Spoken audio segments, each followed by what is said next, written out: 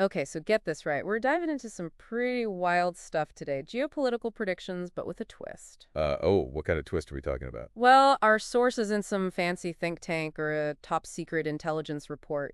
Okay, I'm intrigued. Lay it on me. It's a popular Polish YouTube channel. Yeah, YouTube. Interesting. What's so special about some Polish YouTube channel? The guy who runs it, he claims to be, get this, a clairvoyant. A clairvoyant. Wow. Okay, so we're going full on unconventional for this deep dive, huh? You got it. Krzysztof Jakowski is his name.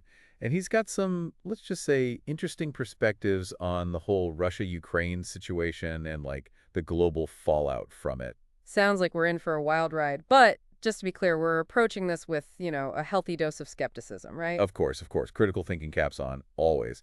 But even if you take the clairvoyance thing out of the equation, Jakowski's take is actually pretty thought-provoking. Seriously. Okay, I'm all ears. Hit me with his first big prediction. All right, so buckle up.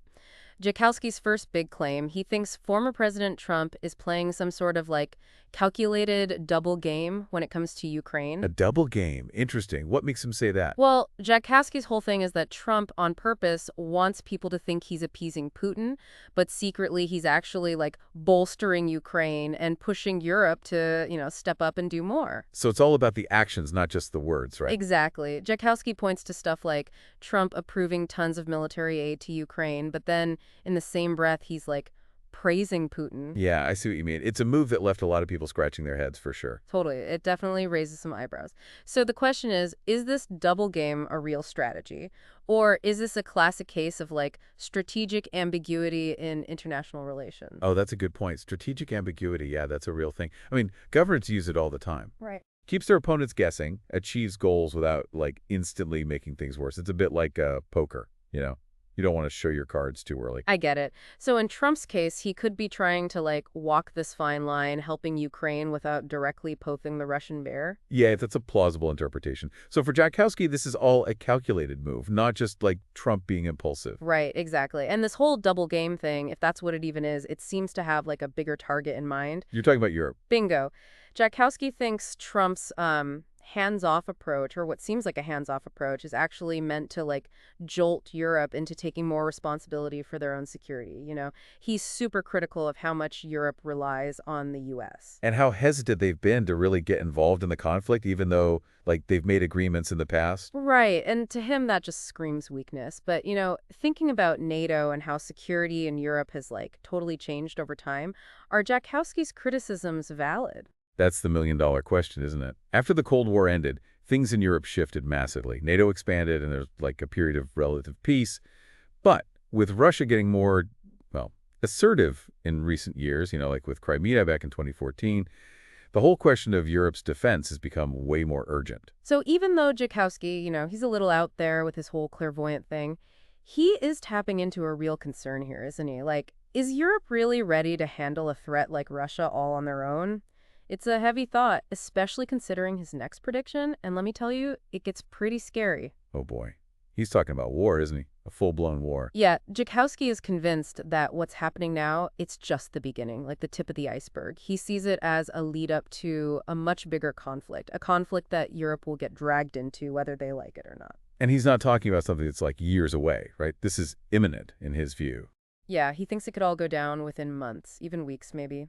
He even claims that countries in Europe, like Poland, are already getting ready to send troops to Ukraine. Wow. Okay, so if we're talking triggers for this kind of escalation, what are we looking at? Well, according to Jakowski, anything could set it off. A direct attack on a NATO member by Russia, or even like the conflict in Ukraine spreading significantly. It's like a domino effect.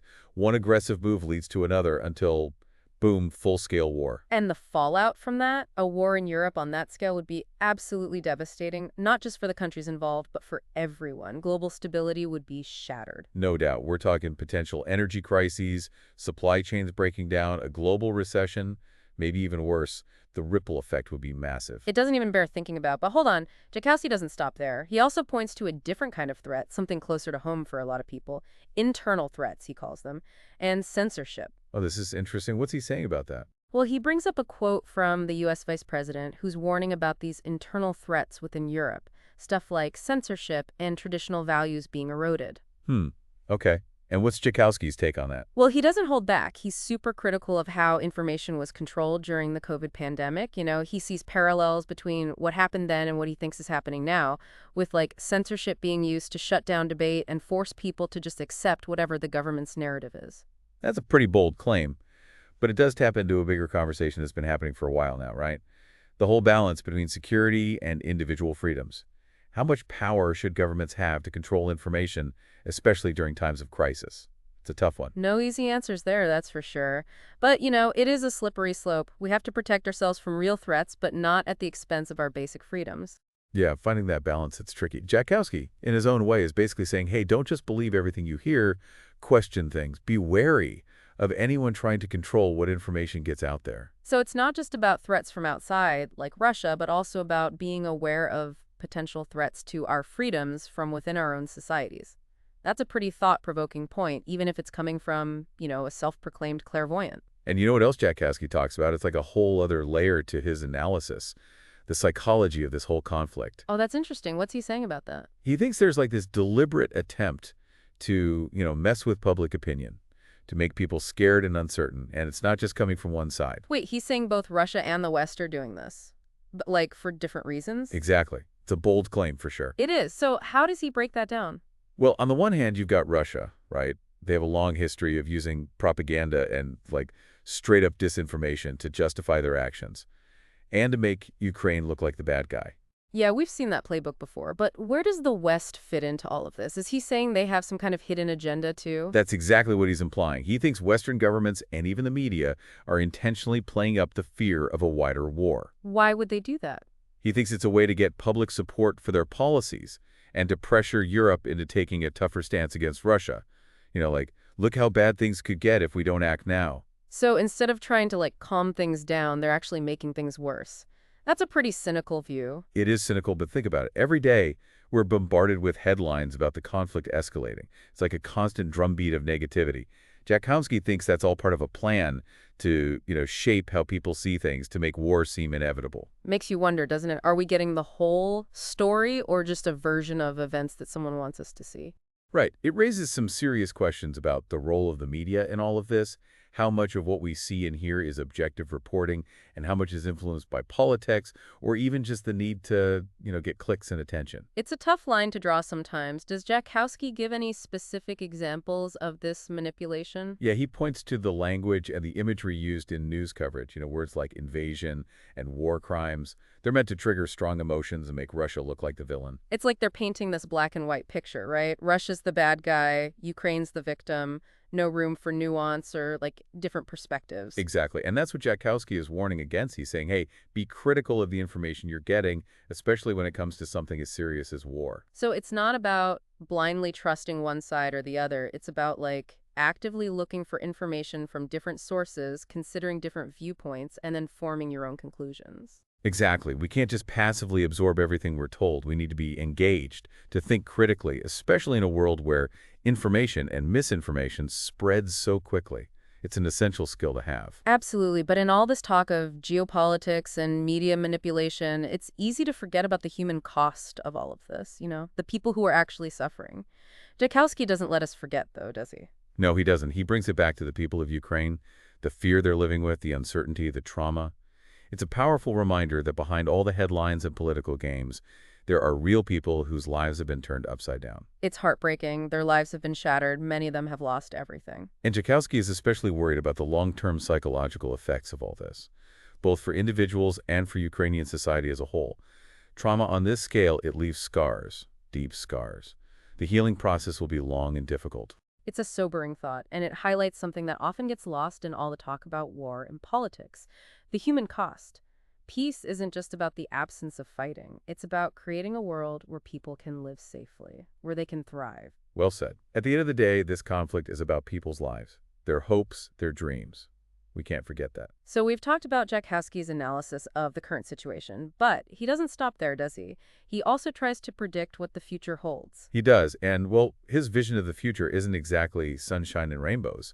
He thinks the conflict in Ukraine is just one part of a much bigger global transformation that's happening right now. like a symptom of growing tensions and instability all over the world. So what's driving all this instability, according to him? He points to a bunch of factors: economic inequality, climate change, the rise of authoritarianism. He sees them all as interconnected, like forces pulling the world in a dangerous direction. So not just isolated incidents, but a pattern of crises pushing the world towards a breaking point. Okay, so where does he see all of this leading? He predicts that these tensions are just going to keep escalating in the coming years. More conflict, more upheaval on a global scale. And he's especially worried about a major economic crisis, something that could trigger widespread social unrest and political instability. A global economic meltdown on top of everything else. That's a terrifying thought. It is. And he's also concerned about the growing gap between the rich and the poor and the erosion of trust in institutions. He sees these trends as fueling resentment and making societies more vulnerable to extremism and violence. It's a bleak outlook, to say the least. But even if his predictions don't come true exactly as he describes, he is highlighting some very real challenges that we, as a global community, need to address. Absolutely. We're living in a time of massive change and uncertainty. The old ways of doing things, they're not working anymore. We need new approaches, new ways of thinking, new models for cooperation. We need to find ways to bridge the divides, to build trust, to tackle the root causes of these crises. Otherwise, we're just delaying the inevitable, setting ourselves up for even bigger problems down the road. Exactly. Ignoring these challenges won't make them disappear. In fact, it'll probably make them worse. We have to confront them head-on with courage, creativity, and a willingness to work together. It's a tall order, for sure. But it's also an opportunity to create a better future, a world that's more just and sustainable. And that brings us to the core of Joukowsky's message, I think. He's not just trying to predict the future, he's trying to warn us, to shake us out of our complacency. He's like, hey, wake up, there's a storm coming, and we need to be ready. Exactly. He's challenging us to think critically, to question what we're told, to be proactive, to take responsibility for the future we want to see. Now, I know some people might write Joukowsky off as, a bit of a fringe figure, maybe even a conspiracy theorist. But I think it's important to remember that he's offering a perspective that we don't often hear from mainstream sources. He's asking tough questions, challenging conventional wisdom, pushing us to look deeper. And even if we don't agree with everything he says, I think there's value in engaging with his ideas, in considering the bigger picture. So it's not about accepting his predictions as, like, the absolute truth. It's about using his insights as a starting point for deeper reflection and critical thinking. Precisely. He's giving us a different lens to view the world through. And sometimes a fresh perspective is all we need to see things in a new light. Well said. So as we head into the final part of our deep dive, we're going to explore some of the potential consequences of Joukowsky's predictions. What could they mean for global politics and international relations? It's a lot to unpack, but it's a conversation worth having. Okay, so we've really dug into Joukowsky's analysis, his predictions, the whole nine yards. But what does it all actually mean? Like, if we entertain the possibility that he might be right, what could this mean for the world? Global stability, international relations, the whole shebang. Well, one thing Joukowsky suggests is a pretty significant reshuffling of the world order. The way things work now. He doesn't see that lasting. What do you mean, like things completely falling apart? Potentially, yeah. He thinks if things in Ukraine escalate, if it turns into a bigger war with the major powers involved, it could shatter the alliances we have now. Like the whole system could fracture, leading to a much more divided world. Almost like going back to a Cold War kind of situation with clear lines between, like, opposing sides. Yeah, that's one possibility.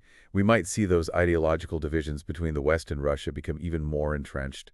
And of course, everyone's scrambling for power and influence in key regions around the world. It's a recipe for instability, isn't it? Just creates a world where it's much harder to predict what's going to happen, and the risk of conflict just goes way up. Exactly. And then there's the economic fallout to consider. Joukowsky's not very optimistic about that either. Yeah, he doesn't paint a very pretty picture there. He doesn't. He believes a major war in Europe would have a ripple effect throughout the entire global economy. I mean, think about how interconnected everything is these days. Supply chains get disrupted, energy prices go through the roof, markets crash. It's a recipe for disaster. Leads to recession, maybe even a depression. And when people are struggling economically, well, we've seen what happens. Social unrest, political instability, it's a vicious cycle. Absolutely. So yeah, Joukowsky's predictions, they're definitely alarming. Maybe that's a good thing in a way. Like maybe it's the wake-up call world leaders need. You're saying there's a silver lining to all of this doom and gloom? Maybe. It's possible. I mean, this crisis, it could force leaders to finally address the root causes of all this global instability. Things like climate change, poverty, inequality, The big issues. So instead of just focusing on military solutions, maybe they'll be forced to try something different, prioritize diplomacy, cooperation, finding some common ground. Exactly. Maybe we'll see a resurgence of multilateralism, where countries actually work together to solve these shared problems. It's a long shot, I know, but maybe, just maybe, this crisis is what we need to push the world in a more sustainable, more equitable direction. It's like we're at a crossroads. One path leads to chaos and conflict. The other, maybe, just maybe, leads to a better future. But which path we take, that's the question. And that brings us to the most important question of all. What role do we play in all of this? Each and every one of us. That's right. Even if we accept what Jakowski's saying, the future isn't set in stone. We have choices to make, actions we can take that can influence what happens next. Exactly. So let me ask you this. If Jakowski's right about this potential for escalation, about the need for a more proactive approach to global challenges, what does that mean for you personally? It's a question we all need to wrestle with, isn't it? How do we stay informed? How do we engage in these difficult conversations? And how do we advocate for the kind of world we want to live in? It's about being informed, holding our leaders accountable, and making our voices heard. Choosing hope over fear, action over apathy. It's about recognizing that even when things seem really bleak, we still have the power to make a difference. That's the message I want everyone to take away from this deep dive. Knowledge is power, but it's only powerful if we use it wisely. Absolutely. So let's use what we've learned. Let's engage in meaningful conversations. Let's work together to create a future that is more peaceful, more just, and more sustainable. Couldn't have said it better myself. So on that note, I think it's time to wrap up this deep dive. I hope exploring Krzysztof Jakowski's predictions has given everyone something to think about, even if it was a little bit unsettling at times. And remember, no matter where you're getting your information from, even if it's from a YouTube clairvoyant, critical thinking is always key. Thanks for joining us, everyone, and until next time, keep exploring, keep questioning, and keep diving deep.